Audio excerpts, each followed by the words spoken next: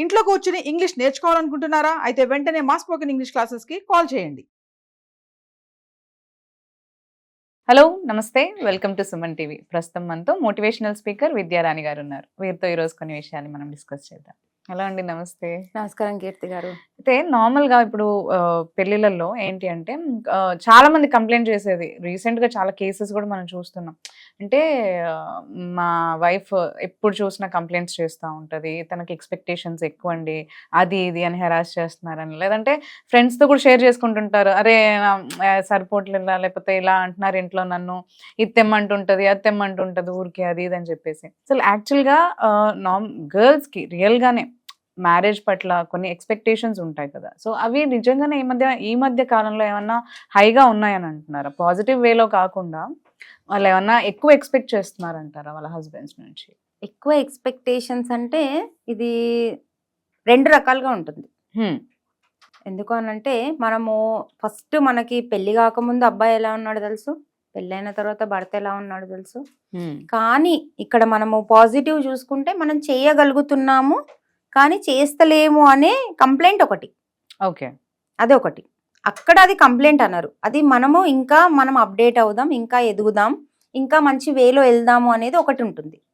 కానీ ఒక రకం ఇంకా నెగిటివ్ తీసుకుందాం అంటే ఎలా ఉంటుందంటే, ఇప్పుడు అబ్బాయి తన స్తోమత ఏంటి, భర్త స్తోమత ఏంటి అని తెలుసు, అక్కడ ఏం చేయలేము, ఆప్షన్స్ ఏమి ఉండవు, అక్కడ అది ఇక్కడ హరాస్మెంట్ అనేది అయిపోతుంది. సో ఎక్స్పెక్టేషన్స్ అంటే ఎలా ఉంటుందంటే, పెళ్లి కాకముందు ఒక ఖర్చులు ఉంటాయి కీర్తి, పెళ్ళైన తర్వాత ఒకలా ఉంటుంది, పిల్లలైన తర్వాత ఒకలా ఉంటుంది, అది కామన్ నిజం చెప్పాలంటే.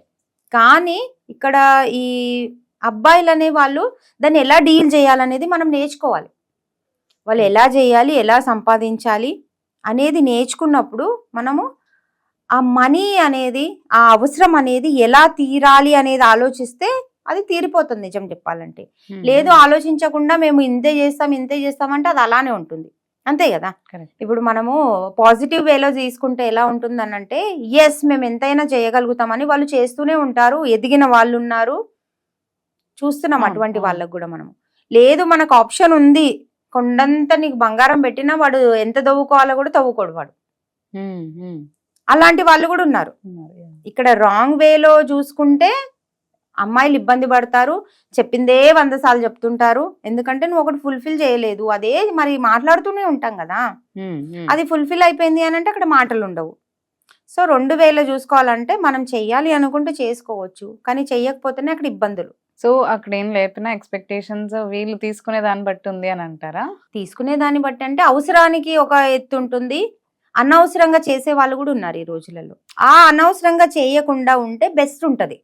కానీ ఈ రోజులలో ఎలా ఉందంటే, పక్కన వాళ్ళకి అది ఉంది అని అంటే మాకు అది కావాలి, పక్కన వాళ్ళకి అంత ఖర్చు పెట్టి తెచ్చుకున్నామంటే మాకు అది కావాలి, కానీ మనకి ఎంత ఉంది. ఓకే, నువ్వు ఒక ప్లాన్ ప్రకారంగా చేసుకో, ఈ రోజు లేకున్నా రేపు చేసుకుంటావు, అది వేరే విషయం, అది పాజిటివ్.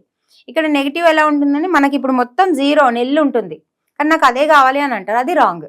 అదే చూసుకోవాలి, సర్దుకోవాలి, చెయ్యాలి, ఓకే ఓకే అనేలాగా మనము ఉంటే అది బెస్ట్ ఉంటుంది. ఇప్పుడు మీరు అడిగేదానికి ఎలా ఉంటుందంటే, కొందరు అమ్మాయిలు ఉన్నారు ఈ రోజులలో అది కాదు, కానీ ఎక్స్పెక్టేషన్స్ ఎక్కువ పెట్టుకొని మరి ఇంకా ఇంకా ఏదో అది వేస్ట్, మరి అది పోనీ యూజ్ అవుతుందా, పోనీ ఇంకేదన్నా అవసరం ఉందా అనేలాగా లేదు, వేస్ట్ గా ఉండే వాళ్ళు కూడా ఉన్నారు. పెళ్లికి కూడా చాలా మంది అమ్మాయిలు లైక్ మ్యాచెస్ చూసేప్పుడు కూడా వాళ్ళ ఎక్స్పెక్టేషన్స్ కూడా హై ఉంటున్నాయి.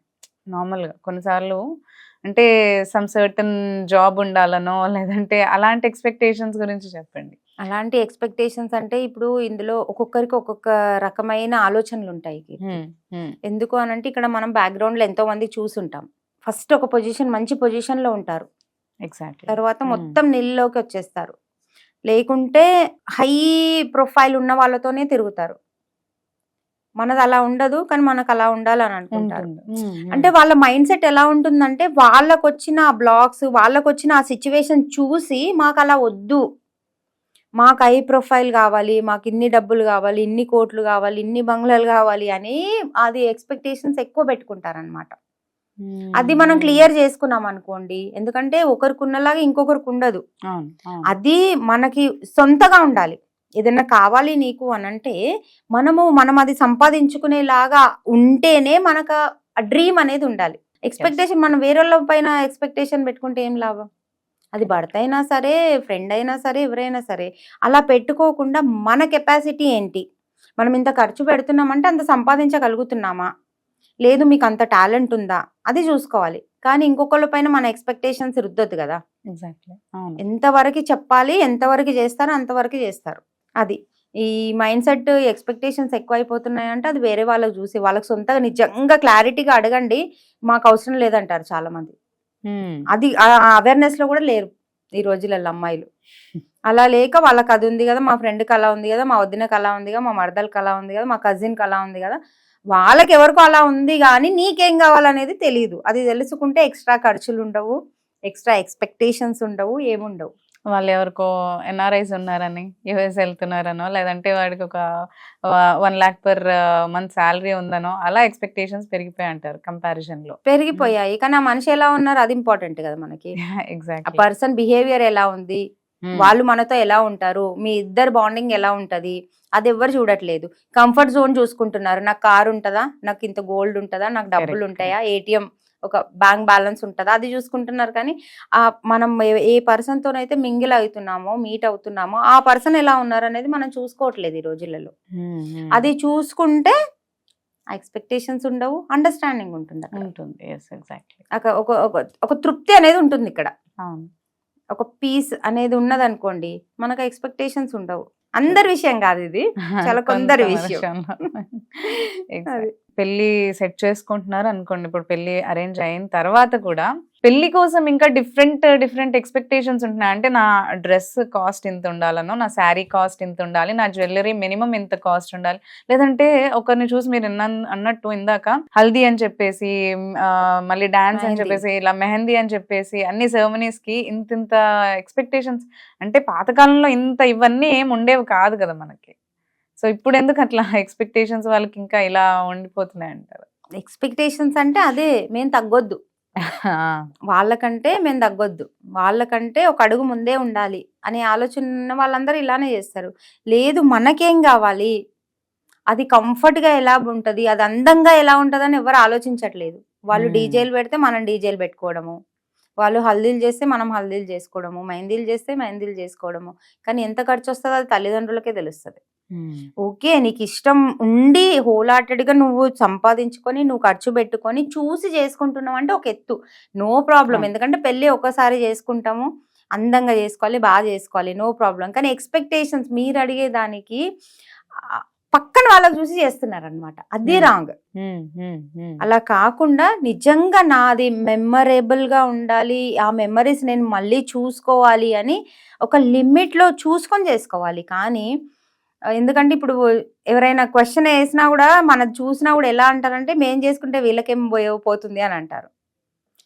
కానీ వృధా ఖర్చు చెయ్యకుండా చూసుకొని అందంగా చేసుకోండి, మీకు నచ్చిన విధంగా చేసుకోండి, వావ్ అనేలా చేసుకోండి. ఇదేంది పిచ్చిగా అనేలా చేసుకుంటున్నారు ఈ రోజులలో, అంతే కదా.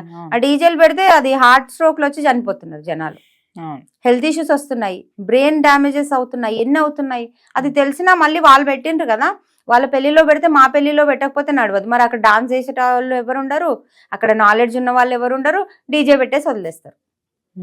అలా ఉంటది అనమాట. అది అత్యాశ కావచ్చు, ఎక్స్పెక్టేషన్స్ అనవచ్చు. అటువంటి వాళ్ళకి కొంచెం చూసుకొని చేస్తే బాగుంటది. ఓకే అండి, థ్యాంక్ యూ.